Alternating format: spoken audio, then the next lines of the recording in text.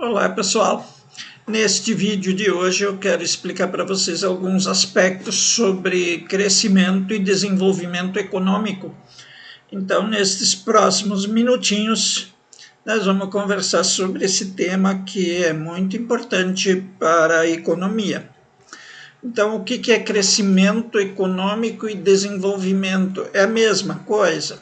São duas coisas distintas? São duas coisas diferentes? Então, é isso que a gente vai ver, e vai ver algumas estratégias que os governos usam para aumentar o crescimento e o desenvolvimento econômico em médio e longo prazo. Bacana, gente? Então, vamos ao nosso vídeo sobre crescimento e desenvolvimento econômico. O que é um crescimento econômico? É um crescimento contínuo da renda per capita de uma população em um determinado período de tempo.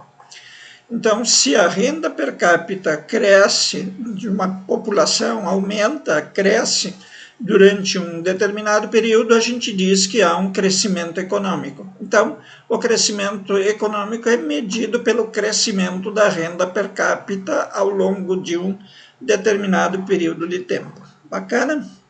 E o que é desenvolvimento econômico? O desenvolvimento econômico já é um pouco diferente, porque ele é mais abrangente e mais qualitativo. Então, o desenvolvimento econômico ele procura melhorar a alocação do produto e a alocação dos recursos de diferentes setores da economia e de forma a conseguir melhorar os indicadores de bem-estar econômico e social de uma determinada população. E as fontes de crescimento, por exemplo, atualmente há disparidades no desenvolvimento econômico de diversos países. Então, nós temos países com baixo nível de crescimento econômico ou sem nenhum crescimento econômico e outros países com grande crescimento econômico.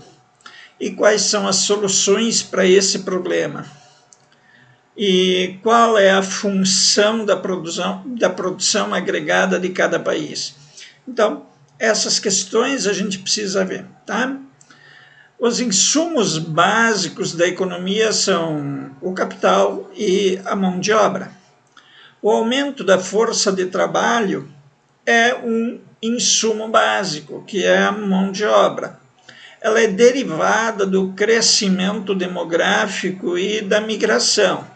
Então, uma população de um determinado estado da federação, que tem poucos habitantes, pode aumentar sua população, sua força de trabalho, sua mão de obra, por meio do crescimento demográfico, ou seja, por meio de um aumento da sua população, ou por meio da migração, da imigração ou da migração interna de um território mais povoado para um outro território ou para uma outra região menos povoada. E também o insumo básico também é o aumento do estoque de capital ou da capacidade produtiva. E melhoria na qualidade da mão de obra com programas de educação, treinamento e especialização, melhoria tecnológica que vai aumentar a eficiência na utilização do estoque de capital e a eficiência organizacional na forma como os insumos interagem. Quando a gente fala em interação de insumos, a gente está falando de como são processadas as matérias-primas e os materiais. Por isso que a gente chama isso de eficiência organizacional. O quanto as organizações conseguem ser eficientes. E o capital humano é o valor ganho de renda potencial incorporado nos indivíduos e inclui a habilidade inerente à pessoa, o talento que essa pessoa tem, sua educação e as habilidades que ela adquiriu ao longo do tempo. Vejam, isso aqui são exemplos de falhas humanas, falha do capital humano. Então, uma parede rachada, vejam, pode parecer engraçado, mas é triste. Aqui uma grade na janela foi colocada do lado da janela, não sobre a janela. Então, essa pessoa que fez isso provavelmente nunca imaginou para que uma grade de janela serve. Então, talvez ela pensou que aquilo era para ser um enfeite naquela parede ou servir para alguma coisa, mas provavelmente ela nunca tenha visto isso. E essa rachadura na parede também é um problema de capital humano, de falta de capital humano. Então, quando você vê esses problemas, você pode ver que essa casa não vale o valor que ela poderia ter. Então, ela vai perder, ela foi gasto um volume de dinheiro para construir, mas ela não vale aquele dinheiro que foi gasto. Tá bom? Então, o problema é a educação. Então, procurem hoje contratar um pedreiro para ver se é fácil ou difícil. Então, você pode pensar, mas ninguém mais quer trabalhar como pedreiro, as pessoas querem trabalhar em outros trabalhos. Então, procure gente para trabalhar em outras coisas para ver se é fácil achar. Tá bom, pessoal? E o capital físico é diferente do material humano. O capital físico são maquinários, equipamentos sofisticados, abundantes em países ricos, mas escassos, muito escassos em países pobres. É possível aumentar a taxa de crescimento econômico aumentando os investimentos. Mas aí nós vamos ver uma coisa. Para aumentar os investimentos, a gente precisa ver como chegar a ter capital para fazer esses investimentos. Bom, mas o Rostov, que é um economista muito famoso, ele falou que os estágios de desenvolvimento das nações acontecem em 5 fases principais. A sociedade tradicional, pré-requisitos para a arrancada, o crescimento autossustentável e a idade do consumo de massa. Então, vamos ver agora as características de cada um desses estágios de desenvolvimento do Rostov. Primeiro, a sociedade tradicional. Essa sociedade tradicional, pessoal, ela é marcada por uma economia agrária, emprego de pouca tecnologia e pequena renda per capita para a população. Então, basicamente, é o trabalho dos antigos agricultores que não tinham máquinas e equipamentos e sequer energia elétrica em suas propriedades rurais. Então, o trabalho era com pouca tecnologia e baixa renda per capita. Isso é o primeiro estágio do desenvolvimento econômico. O segundo estágio são os pré-requisitos para uma arrancada no crescimento econômico. Aumento da taxa de acumulação de capital, qualificação da mão de obra, aumentar a produtividade agrícola, investimentos em infraestrutura básicas, abertura de estradas, asfaltamento de estradas, começar a construir ferrovias e por aí vai. Então, essa arrancada é a fase, é a terceira fase. Nessa fase de arrancada, a taxa de crescimento líquida aumenta de 5% para 10% da renda nacional. Então, quando um país ou uma pessoa consegue guardar 5% a 10% da renda nacional para fazer investimentos, ela está nessa fase de arrancada. Então, nessa fase surgem novos segmentos no mercado industrial, emerge uma estrutura política e institucional que é favorável ao crescimento sustentado. E essa fase, de modo geral, o Rostov fala que dura 20 anos, mais ou menos. Tá, pessoal? Mas não obrigatoriamente que ela vai durar exatamente 20 anos. Depois tem o crescimento sustentável. O crescimento autossustentável. O que é o crescimento autossustentável? Essa fase de crescimento autossustentável, então, diz que há uma migração da tecnologia de setores líderes para outros setores, E daí vai ter uma habilidade tecnológica, uma capacidade empresarial e uma ampla gama de produtos. Então, aí vai começar a industrialização em massa, uma grande gama de produtos. E essa fase dura cerca de 40 anos. Idade do consumo da massa. Os líderes de mercado, isso aqui é a última fase. Os líderes de mercado se voltam a produzir bens de consumo duráveis, de alta tecnologia e serviços.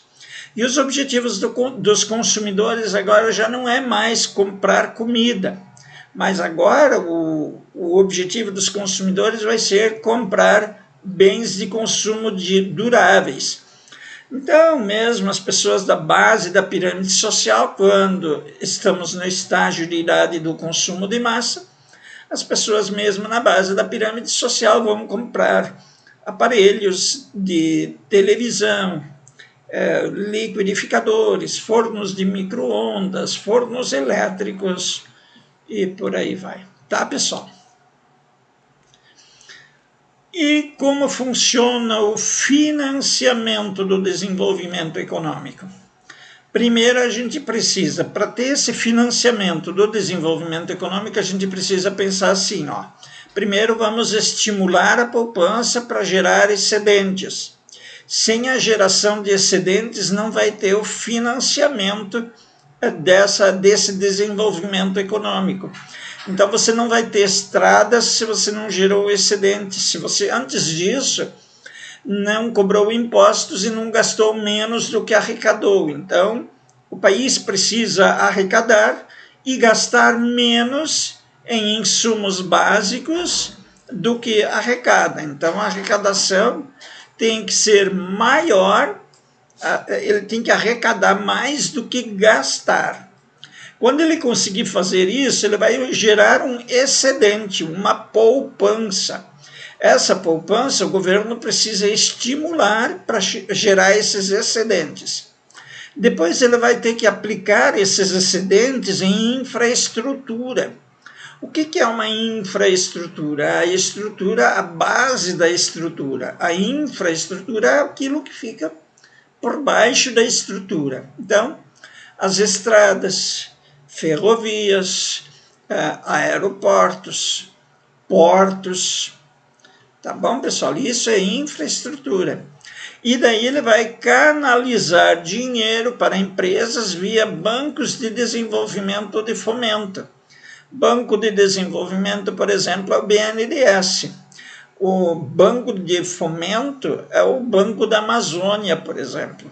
Então, tem várias instituições bancárias que se prestam a isso, para canalizar dinheiro para as empresas. Em troca, as empresas vão gerar empregos, vão gerar desenvolvimento econômico, vão gerar riquezas e vão devolver para esses bancos ou essas agências de fomento o dinheiro emprestado com os devidos juros. E, além disso, o Estado, o governo também pode atrair poupança estrangeira.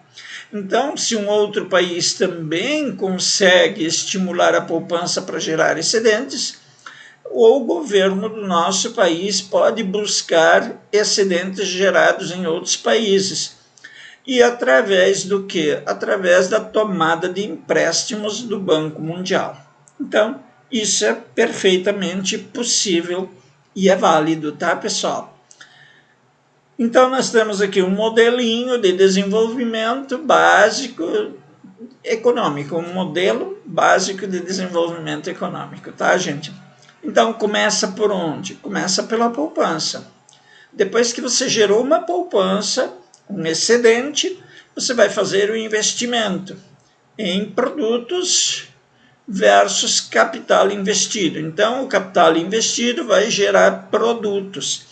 Esse produto gerado vai gerar a riqueza para aquela nação. Então, a riqueza da nação vem daquele capital investido por causa dos produtos gerados. E, por fim, a internacionalização da economia. A internacionalização da economia aconteceu como, pessoal? Por meio da rede mundial de computadores, por meio de sistemas integrados de informações, mecanismos financeiros. Então, hoje, você pode ver que existem mecanismos financeiros que permitem que você faça depósitos bancários, transferências bancárias, pagamento de contas, sem você precisar sair de casa.